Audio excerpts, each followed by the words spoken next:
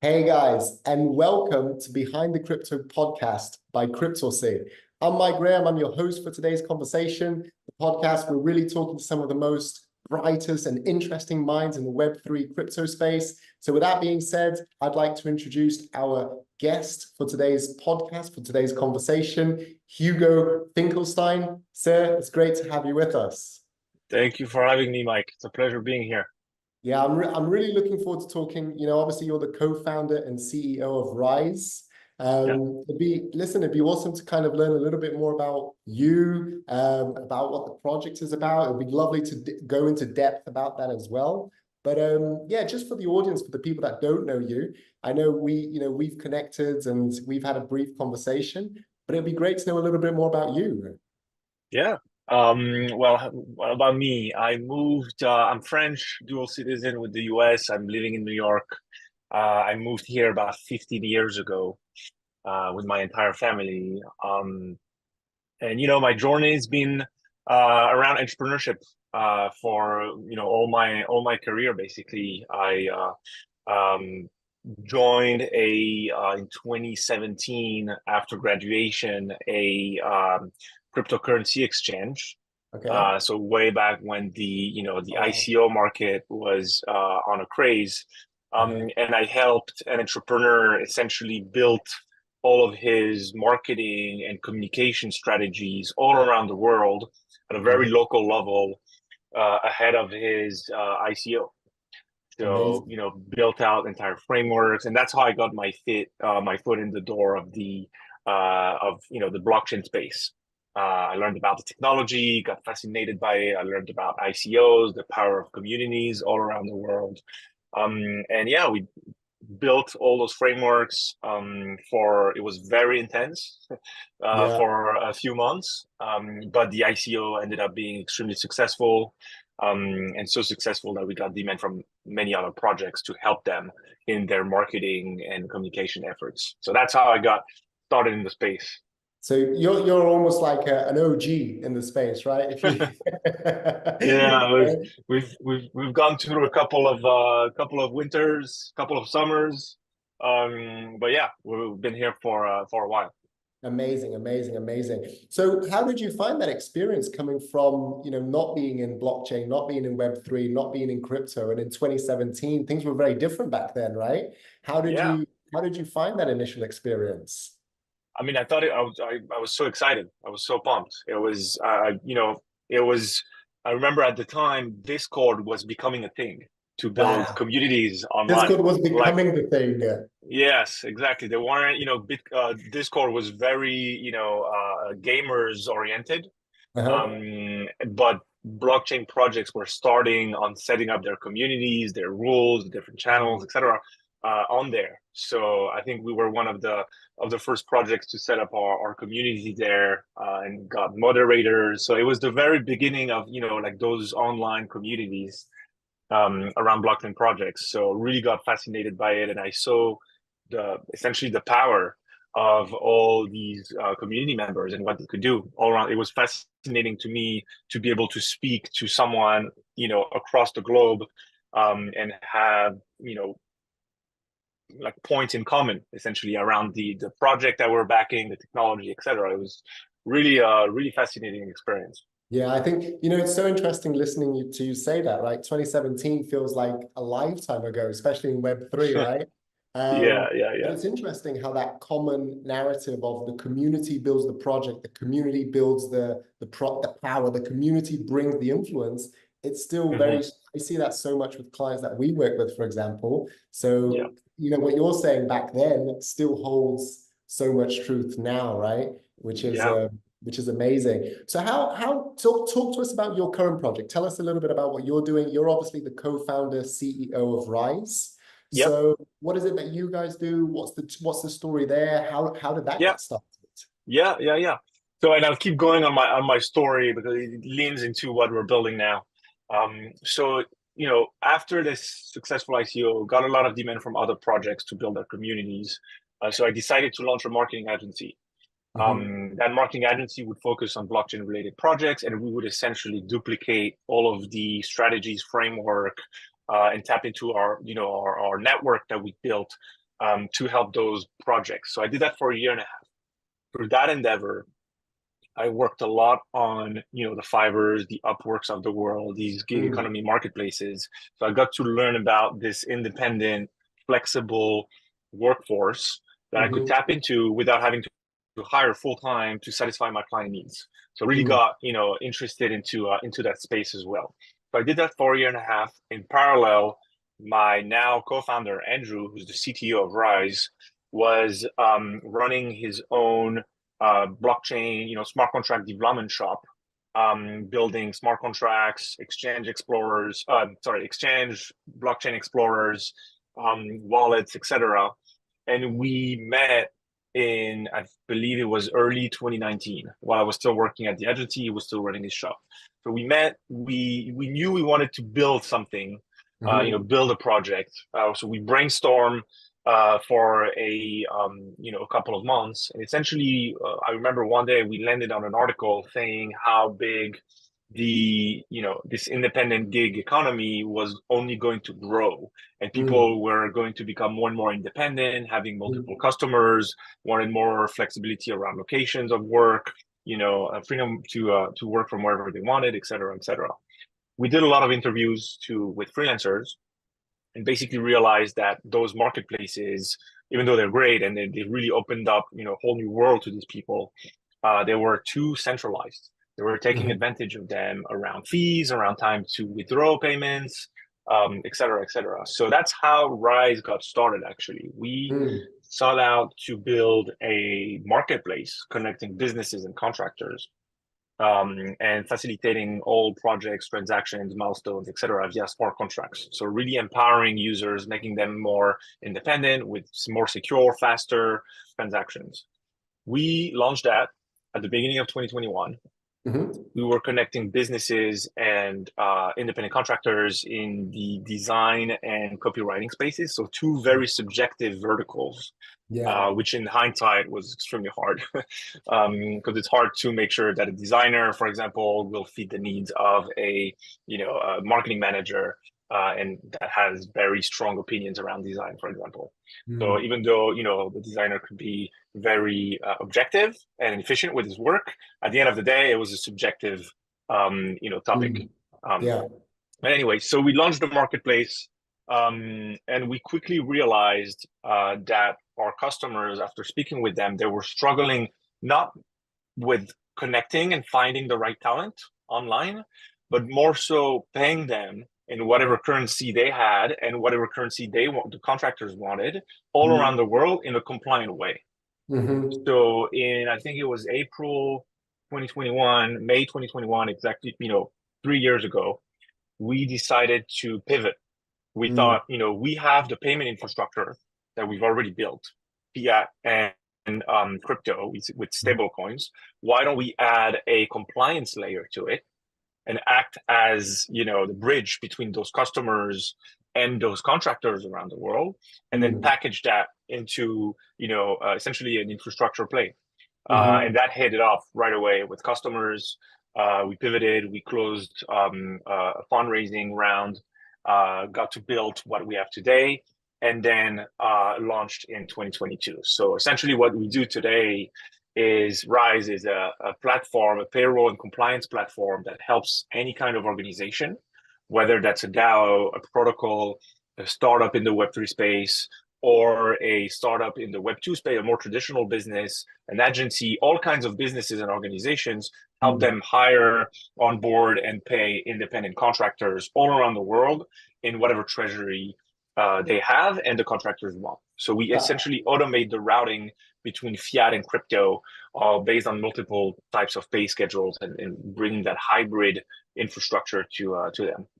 I love that. I love that. There's so many things, that in that story, the pivot concept, right?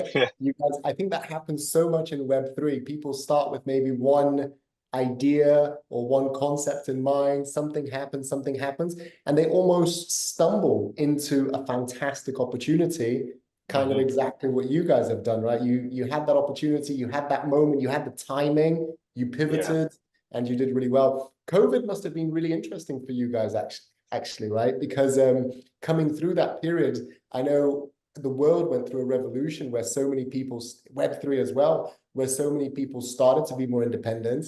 Absolutely. People needed less friction with borderless payments, right? So Hmm. for you guys, these last 2, 3 years must have been a huge period. Yeah, absolutely. There was, I mean, a full shift in mindset, both Yeah, from the companies, the managers, that they could be working remote with their entire teams, and yeah, from the team members as well, that said, why don't I work from here this day and from here? And then they needed access to international payment systems, etc. So, yeah. absolutely. Yeah, it's I love talking to projects when there's that real world application, right? I Yeah. think for me, it's one of the things in Web3 that I'm so passionate about. And I love the concept that because Web3 really is the evolution. You know, when you look at the internet 20 years ago, people were like, what's the internet? What's emails, right? Yeah. Now, at the moment, we're going through a little bit of that narrative with Web3, but it's changing and it's changing super, super fast. And I think projects like yours that enable that adoption from Web 2 to Web 3, you guys are you're the next Apples, you're the next Googles, right? And I think that's really cool. It's Yeah. really exciting. Yeah. Um, Yeah. so what are the goals? What are your goals and aspirations? Like, where are you guys trying to go? What's kind of the journey for Rise and for you, really? Yeah. Yeah. I mean, the overall mission is to be able, to have people paid working anywhere in the world in the most compliant way possible. And we're doing so by bringing, I mean, today we have about 50,000 individuals that are getting paid, that have gotten paid at least once on our Amazing. system. Amazing. And a lot of them are not, crypto friendly users. But since Yeah. we're entirely built on chain, and there's many products and core components of our infrastructure that require people to interact with smart contracts, our goal is to bring the masses to the blockchain world, essentially, to give Love them that. access to DeFi without even them knowing about it. You know, so we do so with borderless payments, stablecoin payments. We abstract all of the turbo UX that we've been used to in the space. We abstract it and make it a very easy to use platform for those people. So today we help organizations pay in a compliant way independent contractors. What our next steps are is essentially doing the same for full-time employees. So Gotcha. essentially helping let's say a company that's based in Dubai hire someone based in the US. And we'll Yeah. do so by having our entities set up around the world and act as the employer of record. That is Mm. the first step. So we already have a lot of demand. We're starting in the US and then expanding across the world in the coming months. We'll do that and then deploy, just our payroll software. We're building a full payroll engine on chain.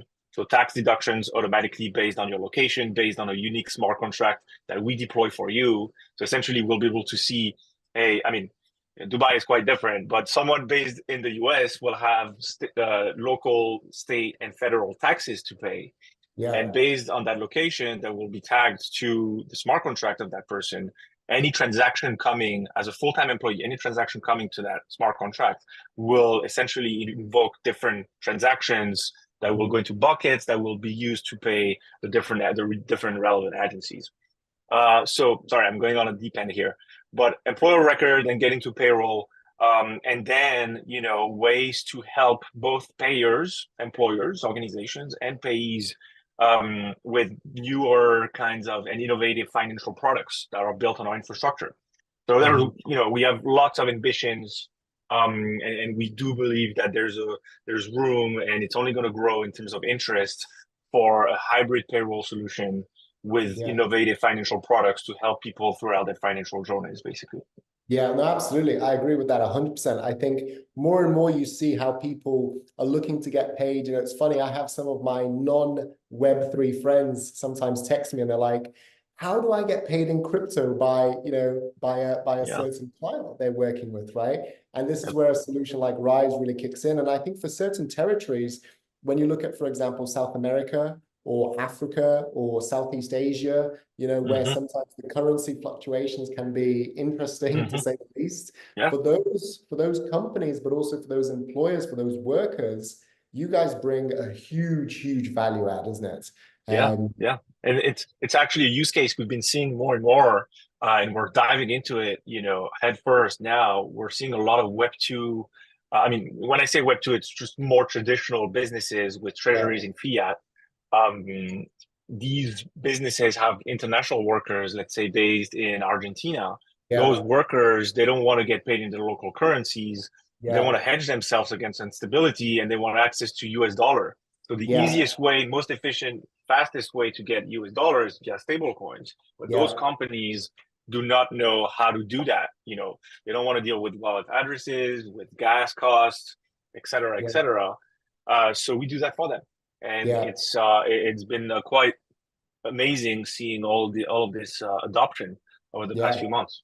Yeah, no, I literally when you were talking, I think one key point that it seems like you guys have nailed at Rise is the concept of that easy UX UI journey where someone can be on your platform, someone could be utilizing, using Rise, but they don't Mm-hmm. even know they're necessarily doing Web3, right? Yeah, yeah, You could be a total Web2 person, but yeah, yeah. and I think, for example, for us, when we work with projects, especially when it comes to that RWA concept, which is kind of what you guys have. You have a real world application here. It's that the user journey experience has to be so smoothless, right? So that people benefit from the end result, which you can give them, but they're interacting on the blockchain, they're going through the Web3 ecosystem, but they don't even know about it. I mean, Yeah, how yeah, was that journey for you guys? Was it, I'm sure it wasn't smooth sailing and super easy. yeah. I mean, I think I Yeah. remember like when we launched when we launched the marketplace first, the transactions, we were built on Ethereum. Okay. And in 2021, gas fees were, crazy. So, we went through these hoops throughout time. Now, now it's basically free to transact in stablecoin on layer twos. Amazing. So, we've gone through all these hoops, and then, you know, enabling a Web2 user to interact with smart contracts is not an easy fit. So we've built out our system so that they don't know that they're interacting with it, and Yeah. so far it's good. There's definitely a lot of education to do around Yeah. how to use systems, how to use smart contracts, how to sign, why do you need to sign a transaction when, let's say, you're initiating a withdrawal on the platform. Even though they're not interacting with the wallet, they still have to put a password. There's security Yeah. involved, so there's a lot of education that comes into play. Do you But find I think, do you find that that's the biggest do you find that that's kind of the biggest challenge or the biggest hurdle when when you're onboarding, let's say, a new community or new clients or bringing in new workers? Is that kind of the biggest thing that you guys are helping people with, understanding that education process so that they can use Rise properly and benefit from, from what they're trying to achieve? yeah, yeah, absolutely, absolutely. And then, it's funny because people are, we do payouts in fiat and also in stable coins. So, Okay. when it comes to stable coins, the payments are, instant. Yeah. But then when people start, getting paid in fiat or want to withdraw in fiat, they're like, hey, they send us a message on Saturday morning being like, hey, I did a withdrawal yesterday. Where's my money? But, we got to remind them that that's the fiat world, like you have to wait until Monday morning, 9 a.m. when the banks open up so that you can get your payment. So there's a lot of education around this, people are Yeah. getting impatient, etc. Yeah. And we're dealing with a topic, payroll, that is very, very sensitive.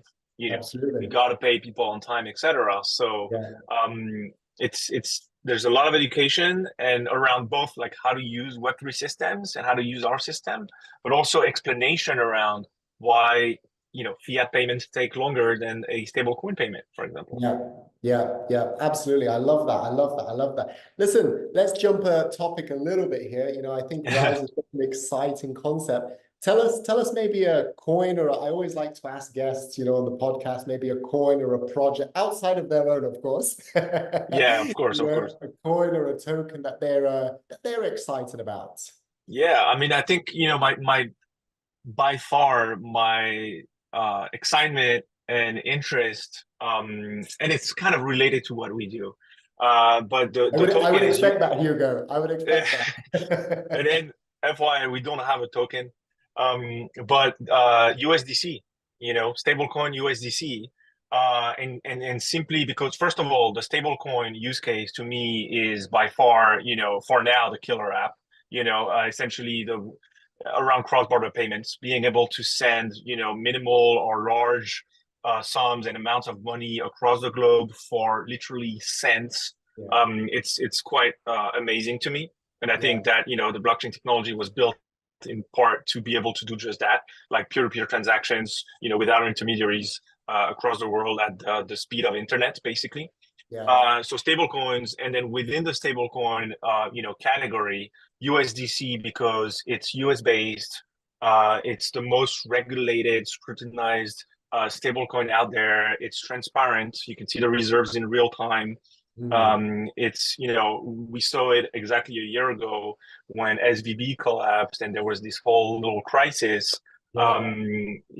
USDC did not depeg. So, the most stable, the most secure, it's growing.